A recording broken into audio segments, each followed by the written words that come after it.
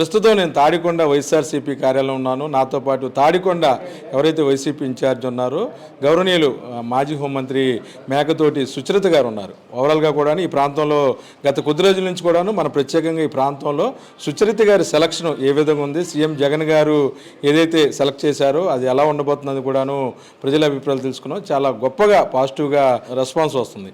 అయితే తను ఇన్ఛార్జిగా బాధ్యతలు చేపట్టిన తర్వాత తొలిసారిగా మీడియాతో ఎవరు కూడా మాట్లాడలేదు. ప్రస్తుతం ఐ డ్రీమ్ కోసం ఎక్స్క్లూజివ్గా ఆవిడ మాట్లాడబోతున్నారు. మేడం, ఎక్స్పెషల్లీ ఈరోజు ప్రత్యేకించి మీకు జన్మదిన సందర్భంగా ఐ డ్రీమ్ ప్రేక్షకుల తరపున మీకు శుభాకాంక్షలు. తాడికొండ నియోజకవర్గంలో ఎలా ఉండబోతుంది? మొన్న ఏదో ఐపసాం భజనకి వెళ్తే చాలామంది వందలాది మంది కూడా వచ్చి మిమ్మల్ని ఆదరించారంట. ఈ తాడికొండకి మీకున్న సంబంధం నాన్నగారి దగ్గర నుంచి వస్తుందన్నారు. ఐ డ్రీమ్ ప్రేక్షకులందరికీ కూడా నా హృదయపూర్వక నమస్కారం. ఫిరంగిపురము మండలం ఏదైతే ఉందో నా సొంత నియోజకవర్గం. మా నాన్నగారు అక్కడ వైద్యుడిగా అనేక సంవత్సరాల పాటు అంటే జీవిత చివరి వరకు కూడా అక్కడ ప్రజలకు వైద్య సేవలు అందించినటువంటి వ్యక్తి. సొంత మండలం, సొంత నియోజకవర్గం ఎలా ఉందంటే సొంత బిడ్డను ఆదరించినటువంటి ఫీలింగ్ కలుగుతూ ఉంది. అలా అని చెప్పి ప్రతిపాడు ప్రజలు నిజంగా అయితే గుండెల్లో పెట్టుకునే చూసుకున్నారు. 15 సంవత్సరాల పాటు నన్ను సొంత ఆడపడుచులా ఆదరించారు. మరి ఈరోజు గౌరవ ముఖ్యమంత్రి గారి ఆదేశాల మేరకు నేను తాడికొండలో వెళ్ళడం జరిగింది. ఈరోజు ఎక్కడికి వెళ్ళినా కానీ ఒక పాజిటివ్ ఎనర్జీ కనపడతా ఉందండి. ప్రతి ఒక్కరూ కూడా ఈరోజు వైఎస్ఆర్సీపీకి చాలా అనుకూలంగా ఉన్నారు.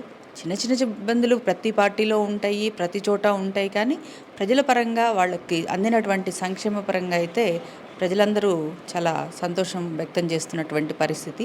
ఏదైనా చిన్న చిన్న అభివృద్ధి కార్యక్రమాలు అంటే చిన్న రోడ్లు, డ్రైనేజీలు వాళ్ళు కోరుకుంటున్నాయి. ఇంకొకటి తుళ్ళూరు మండలానికి వచ్చేసి మన గౌరవ ముఖ్యమంత్రి వర్యులు చెప్పినట్టుగా రైతు కూలీలు ఎవరైతే ఉన్నారో వాళ్ళకి 2,500 నుండి 5,000 రూపాయలు ఎన్హాన్స్ చేయడం జరుగుతుందని చెప్పడం జరిగింది. ఇంకొకటి అసైన్ రైతులు ఎవరైతే ఉన్నారో వాళ్ళకి కౌలు ఇస్తామని కూడా తెలియజేయడం జరిగింది. ఆ రెండు కూడా ఇంకా ఫుల్ఫిల్ కాలేదు అన్నది ప్రజలు చెప్తా ఉన్నది ప్రస్తుతం. అది కూడా ఖచ్చితంగా గౌరవ ముఖ్యమంత్రి గారిని ఆ రెండు అంశాల మీద కలిసి ఖచ్చితంగా మాట్లాడడం జరుగుతుంది. తప్పకుండా మనకు సిఆర్డిఏ పరిధిలో ఉన్నటువంటి గ్రామాల ప్రధాన సమస్య అదే చెప్తా ఉన్నారు. ముందు దాన్ని ముఖ్యమంత్రి గారితో చర్చించి దానికైతే ఆమోదముద్ర వేయించుకుంటానని మాత్రం ఖచ్చితంగా చెప్పండి. గుంటూరులో జిల్లాలో మార్పులు చేర్పుల తర్వాత అందరూ కూడా చాలా పాజిటివ్గా రెస్పాన్స్ వస్తుంది ప్రజల నుంచి. కిరణ్ కావచ్చు, ఎవరైతే రజనీది కావచ్చు, వాళ్ళందరూ కూడా బాగుంది. అంటే జగన్ గారి ట్రెండ్ 2024లో ఎలా ఉండబోతుంది? ఖచ్చితంగా అండి, మేము అయితే అభ్యర్థులు మాత్రమే. ఎవరైనా పార్టీ సింబల్ అన్నది ప్రధానం. గౌరవ ముఖ్యమంత్రి గారికే అంటే పర్సంటేజ్ ఆఫ్ ఓట్స్ చూసినప్పుడు పార్టీల పరంగా చూస్తారు కానీ అభ్యర్థుల పరంగా అయితే చూడరండి. ఈరోజు పార్టీ పరంగా అయితే దాదాపు 48% వైఎస్ఆర్ కాంగ్రెస్ పార్టీ అత్యధికంగా ఆదరణలో ఉన్నటువంటి పార్టీగా ప్రతి సర్వేలో కూడా మనకి తెలుస్తూ ఉన్నటువంటి విషయం. దాన్ని ఇంకా మరింత ముందుకు సీఎం గారు పరిగెత్తిస్తారని అయితే మేము అనుకుంటున్నాము. ఇక్కడ అభ్యర్థిత్వం అన్నది అసలు సమస్య కాదండి. పార్టీ సింబల్ అన్నదే ప్రధానం. చెప్పండి, మా ఎంపీ నందిగాం సురేష్ అవ్వచ్చు, అక్కడ స్థానికంగా ఉన్న డొక్కమ్మాని కూడా వాళ్ళందరూ కూడాను మీ ఎంపిక పట్ల కూడాను చాలా సంతోషం వ్యక్తం చేస్తున్నారు. అంటే ఈ కాంబినేషన్ సార్ ఎలాగా కలపగలిగారు, అందరు కలిసి పనిచేయండి అని చెప్పడం. చాలామంది సీనియర్ పొలిటీషియన్లు ఉన్నారు, వాళ్ళందరినీ తలదన్నేలా జగన్ గారు ఎలా నిర్ణయాలు తీసుకెళ్తున్నారు? ఈరోజు సీఎం గారు చేసినటువంటి అభివృద్ధి సంక్షేమాలు ఏవైతే ఉన్నాయో ఖచ్చితంగా ప్రజల్లో 85% ఆఫ్ పాపులేషన్కి అందడం జరిగిందండి. అంటే హార్డ్ కోర్ 30% మా పార్టీ వాళ్ళు ఉంటారు, 30% టీడీపీకి ఉంటారు. ఎవరైతే న్యూట్రల్ ఓటర్స్ ఉన్నారో వాళ్ళైతే ఖచ్చితంగా ఆలోచించి ఏమైతే మనకు మంచి జరుగుతుంది, పారదర్శకంగా జరుగుతుంది అన్న ఆలోచన అయితే చేస్తారండి. ఆ దిశగానే ఇప్పుడు ప్రజలు కూడా ఆలోచిస్తూ ఉన్నారు. అదే గౌరవ ముఖ్యమంత్రి గారికి బలం, ధైర్యం అని చెప్పుకోవచ్చు. అంటే టీడీపీ జనసేన పొత్తుల ప్రభావం వైసీపీ మీద ఏమైనా ఉండబోతుందా?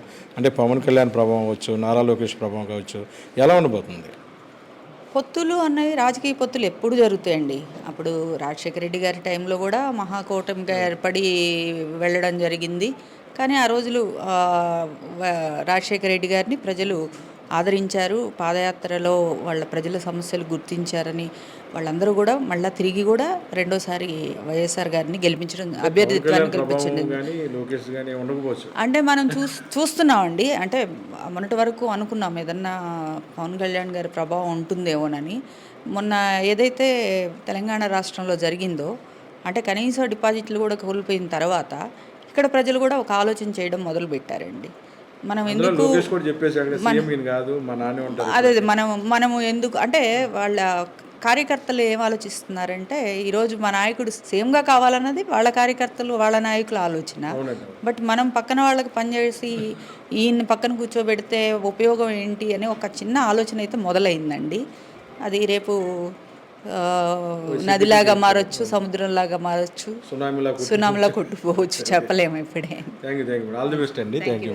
ప్రజలకు ఏదైతే గౌరవ యువ ముఖ్యమంత్రి గారు అందించారో పథకాలు అవన్నీ కూడాను రాష్ట్ర వ్యాప్తంగా ఇంప్లిమెంట్ అయిన తీరు ప్రజలందరూ కూడాను మా జగనన్నని అడాప్ట్ చేసుకునే విధానమే ఖచ్చితంగా గెలుపు వైపు వెళ్ళే అవకాశం ఉందంటున్నారు మేకతోటి సుచరిత గారు. మొత్తమే కూడా ఆ నియోజకవర్గంలో తన తండ్రి గారితో ఉన్న అనుబంధం ప్రజలకి అది బాగా కలిసి వచ్చే అంశంగా కూడా ఉందంటున్నారు. మరి పక్కన వారి భర్త సాగర్ గారు కానీ వాళ్ళందరూ కూడా అక్కడ ప్రజలతో మమేకమయ్యి చిన్న చిన్న సమస్యలు ఉన్నా సరే, కుటుంబ సమస్యలు అవ్వచ్చు, విద్యాపరమైన సమస్యలు ఉన్నా సరే వారిని ఆదుకున్న తీరుపై తాడికొండ ప్రజలందరూ కూడాను సుచరిత గారి వైపే మొగ్గు చూపుతున్నారు. వీడియో జర్నలిస్ట్ విజయకృష్ణ కలిసి ఐ డ్రీమ్ కోసం తాడికొండ నుంచి అబ్దుల్ అలీం.